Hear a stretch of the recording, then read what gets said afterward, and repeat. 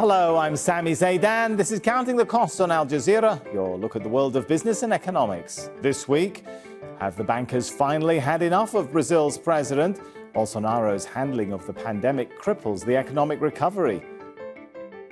Green bonds and nature bonds, how the world plans to use financial instruments to reduce carbon emissions. And have batteries will travel? Europe's auto industry attempts to stay relevant. As the death toll from the pandemic inched towards 300,000, President Jair Bolsonaro told Brazilians to stop whining and move on. His tone towards the pandemic has been dismissive since the outbreak, with Brazil recording the second highest death toll after the United States. Ever the populist, and with criticism of bankers and billionaires ringing in his ears, Bolsonaro appeared to be more conciliatory, pledging to speed up vaccinations.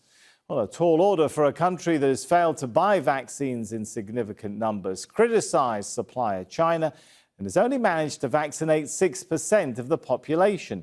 With the health system at breaking point and on its fourth health minister since the crisis began, the prognosis for the economy looks bleak.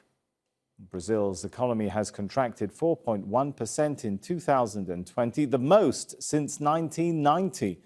In the final 3 months of 2020, the economy grew, though, 3.2%. That was thanks to a $56 billion cash transfer to millions of poor families.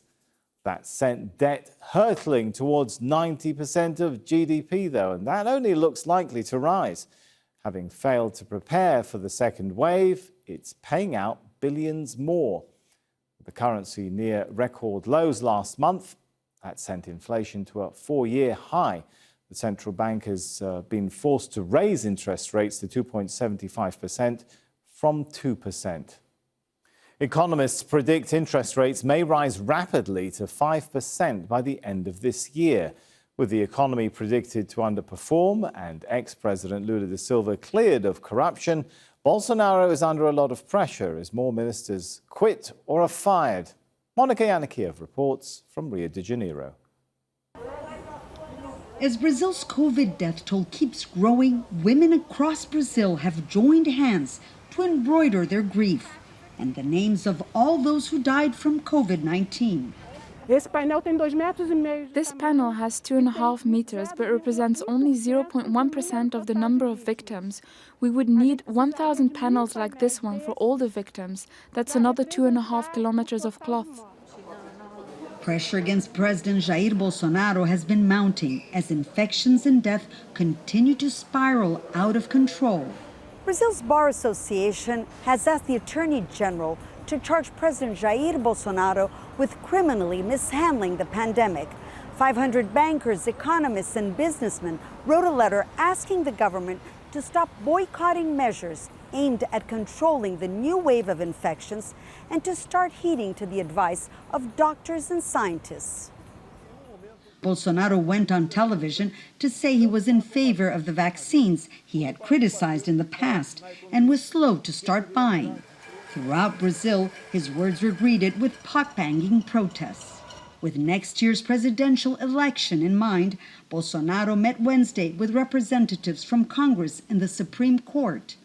1 year after COVID-19 struck Brazil, the government has finally announced a committee to deal with the pandemic on a national level.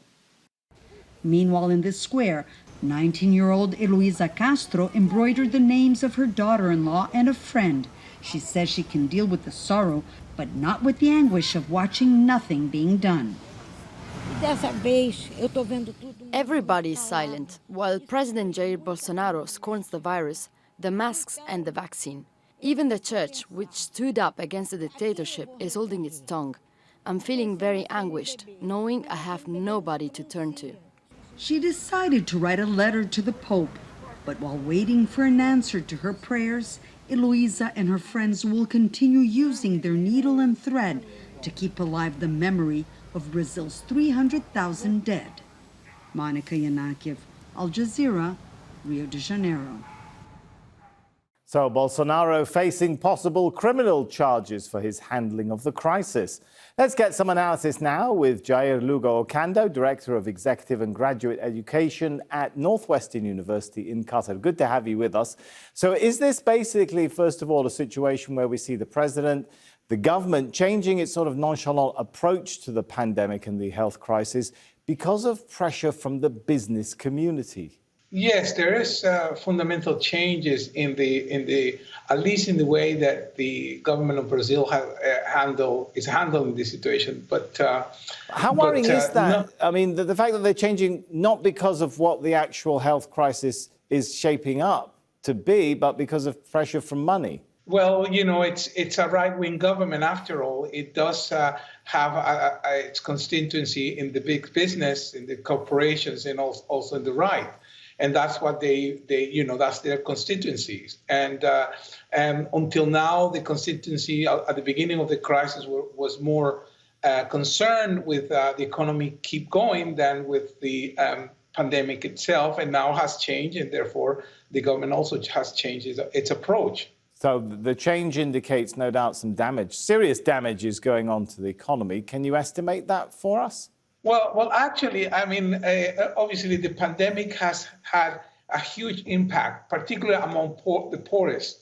And according to all the international organizations that monitor poverty and inequality in Brazil, there's been a huge setback for very vulnerable segments of the public. However, the economy as such has surprisingly shown itself much more resilient. I mean, in the last quarter of last year, and despite some very negative predictions, the economy actually bounced back, and it started to grow. And the last quarter that we account for in Brazil is 3.1 in growth, and that's after a huge fall last year, but still.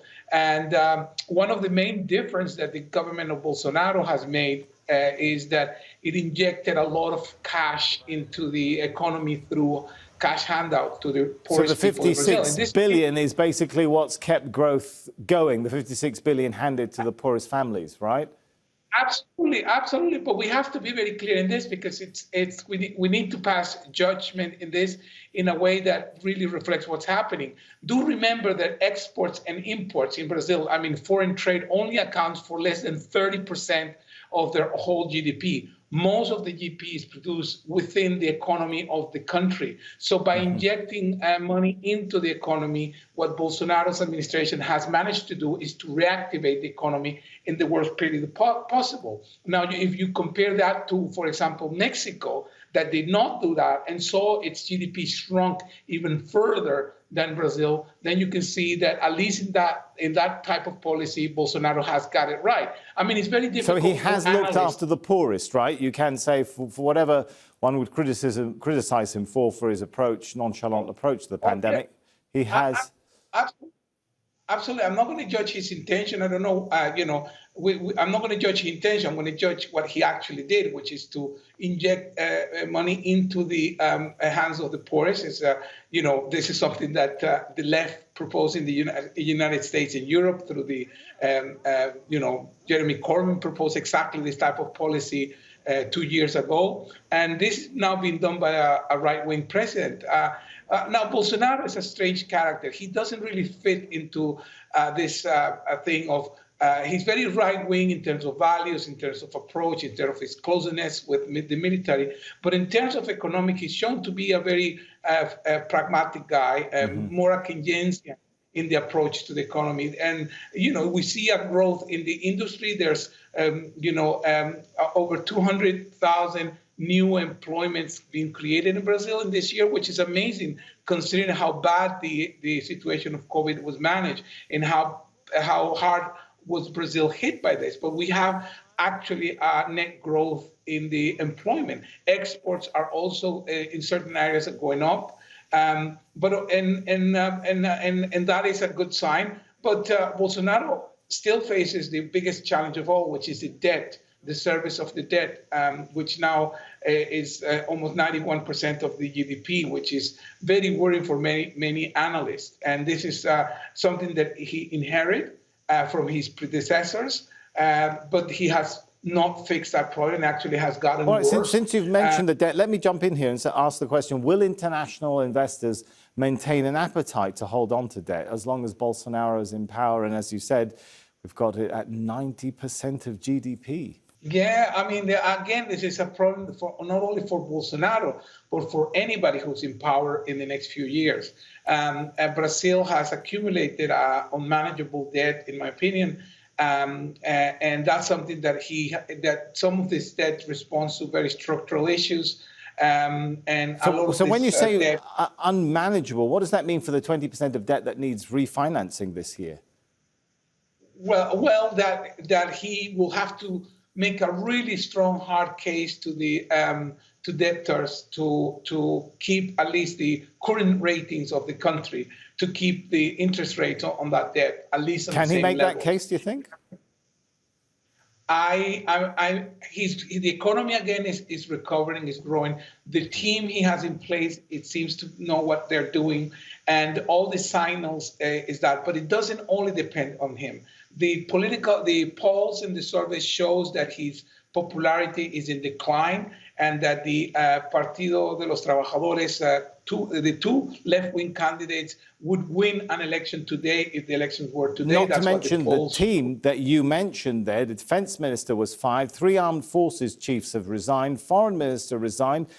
I mean, when you talk about the team, is the team really there? How crippling is this for Bolsonaro, politically as well as economically?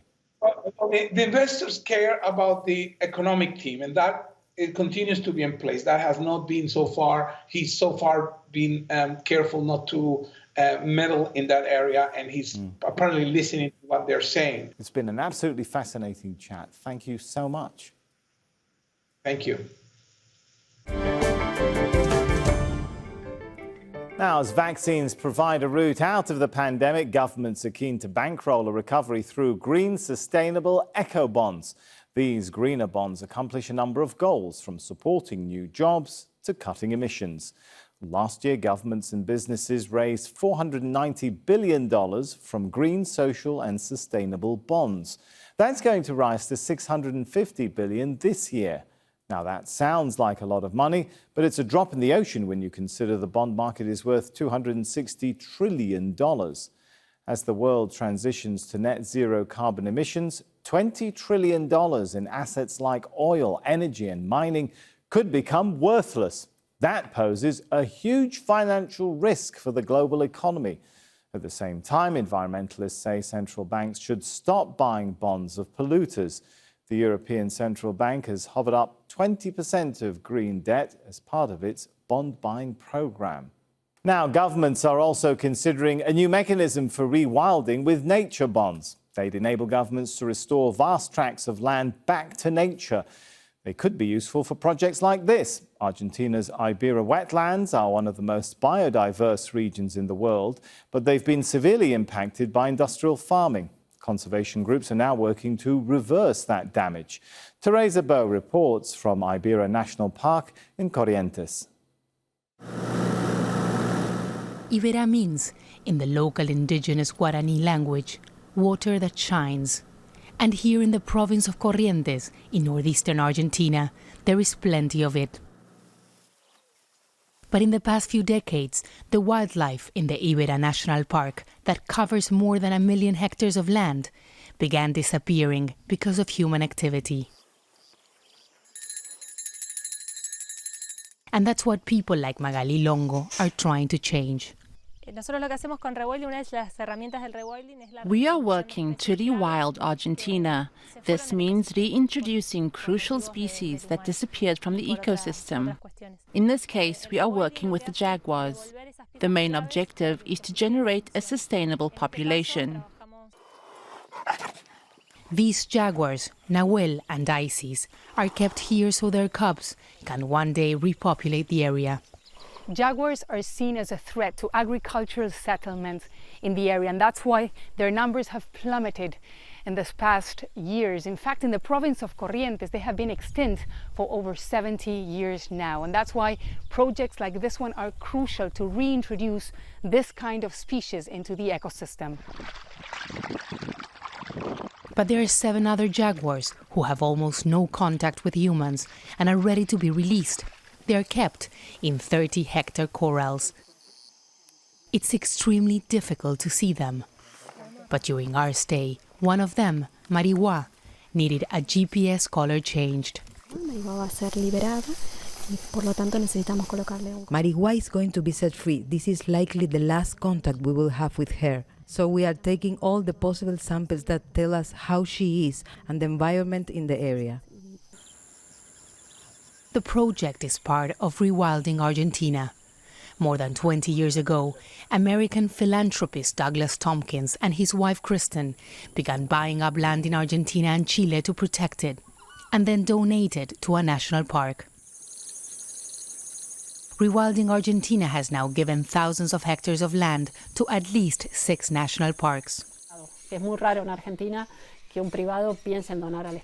It's very strange in Argentina that a private owner donates to the state. But when we do it, all the prejudices crumble.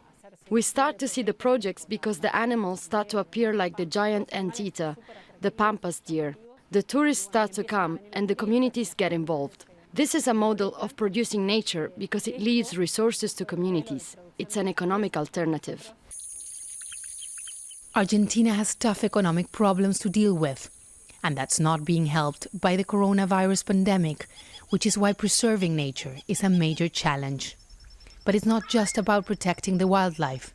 It's the wildlife that could generate alternative work opportunities that could convince locals to protect the natural wealth they already have. Teresa Bo, Al Jazeera, Corrientes, Argentina.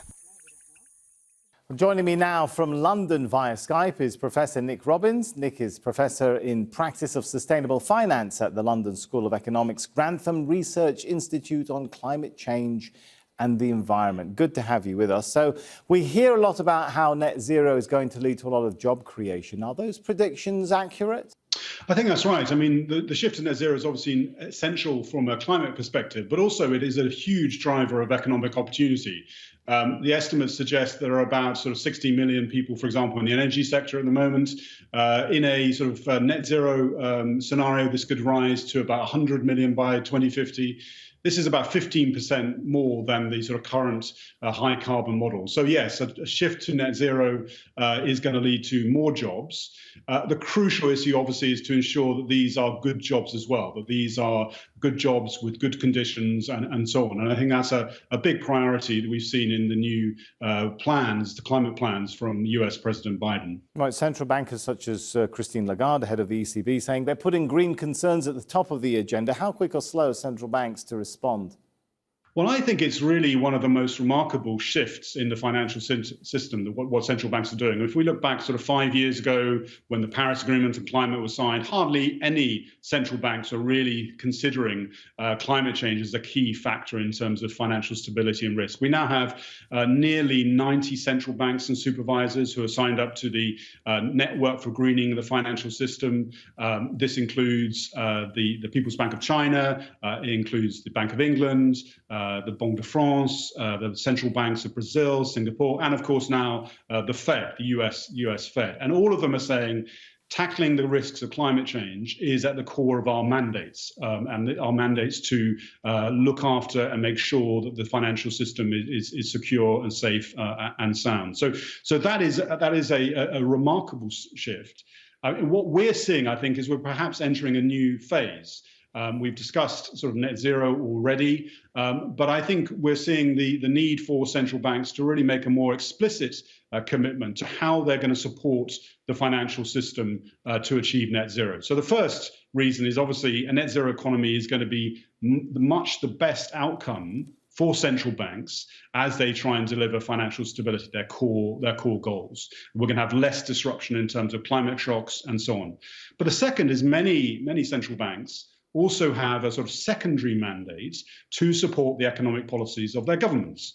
And now that we have over 120 governments with net zero plans, it follows that central banks should be thinking about how they can complement the activities of governments in the work that they are steering and supervising the financial system. And we're seeing really some of the first signs of this sort of net zero central banking starting to come through in the last few months. So it sounds like, listening to what you're saying, that there really is a chance of a new phase, as you put it, or a new era.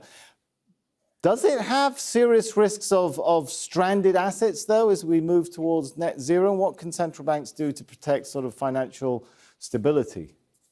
Well, I think that's right. I mean, I think since in the last decade, the organization Carbon Tracker sort of really put the stranded assets issue on the agenda. As we go through almost any transition, and this is a climate-driven transition, assets that we previously thought were valuable no longer become valuable. And as we've seen through COVID, in many sense, the COVID crisis has accelerated some of the trends we've seen, certainly the trends towards electric vehicles, the trends towards renewables, and also the recognition that the clean economy is really one of the great opportunities as we come out of this crisis. So yes, central banks and supervisors, many of them are now actually introducing stress tests for the companies that they regulate and the systems they oversee. And that's important to really get that information about how banks and insurers and pension funds are positioned in alternative scenarios of a disruptive transition, in terms of ones where we have unmitigated climate change, huge amounts of physical shocks. So this is really important, and this is also being asked for by investors. I think a complement of that is also for central banks and supervisors to really follow up from these stress tests, to require the financial institutions that they regulate to introduce net zero transition plans. It's one thing to assess the risk, then you actually need to take action on the basis of this. So I think we're again seeing increasing interest in actually the role of central banks and supervisors requiring the banks and investment institutions that they regulate to come forward with these net zero transition plans, not least to ensure that we have consistency and credibility in these plans across the market. I think there are beginnings of fears that there may be a risk of greenwashing in some of these sort of net zero statements that are being made. All right, it's been great talking to you. Thanks so much for your thoughts. Well, thank you so much, Sammy. Demand for electric vehicles is booming worldwide, with governments in Europe making plans to phase out fuel-burning cars. But the continent risks falling behind in the race to build the vehicles if it allows Asia to dominate the battery development sector. Paul Rees reports from Gothenburg in Sweden. Further, faster, cheaper and greener. Demand for electric cars is rising, and so are the demands placed on them. The Swedish-Chinese Polestar 2 is one of the latest vehicles trying to tempt drivers away from petrol and diesel. Why is this a cyclic time for electric cars? Because it's finally happening, because we are finally not niche anymore. The other aspect, how can you still at all think that a combustion engine-oriented car is a future-proof business? Polestar is a joint European-Asian vehicle made by Volvo and their Chinese owners Geely. But the emerging electric industry is about intense intercontinental competition as well as collaboration. Cars like this are developing extremely rapidly as engineers try to match the speed and range of petrol-driven vehicles. And whoever makes the biggest leap forward now is likely to win the race to dominate the transport industry of the future. In Europe, that race is being run from here, the Ångström laboratory in Uppsala, north of Stockholm. Because when it comes to electric cars, the advantage is all about the battery. Like this? The lab is the standard bearer for the Battery 2030 Plus project, the continent's bid to take back some of Asia's dominance in the development and sale of electric batteries. The Europe-wide group is led by chemistry professor Christina Edström. We need to accelerate the finding of new materials and new battery concepts to help Europe in the hard competition with Asia. They are good in Asia. They're doing excellent batteries. If we want to have industry in Europe, we need to catch up. There's a lot of catching up to do. New factories for the current generation of lithium-ion batteries are being built in Sweden and Germany. But Europe makes just 3% of car batteries globally, while Asia, led by China, Japan and South Korea, produces 85%. To change that, Europe needs to find a battery that provides greater mileage, charges faster and relies less on the damaging effect of mining for minerals such as cobalt. The problem with the batteries today is that they don't hold enough energy in their container. We want to make the batteries of the future, and we need to understand what's going on really at the fundamental atomistic level. That could be the ace up Europe's sleeve. The world's most powerful neutron source, a kind of X-ray for atoms, is also nearing completion in Sweden in time to join the hunt for a new car battery. A breakthrough will be needed to stop Asia putting the rest of the world in its rearview mirror for good. Paul Rees, Al Jazeera, Gothenburg, Sweden. And that's our show for this week, but there's more for you online at aljazeera.com/CTC. That'll take you straight to our page, which has entire episodes for you to catch up on. I'm Sami Zaidan from the whole team on Counting the Cost. Thanks for joining us. The news on Al Jazeera is next.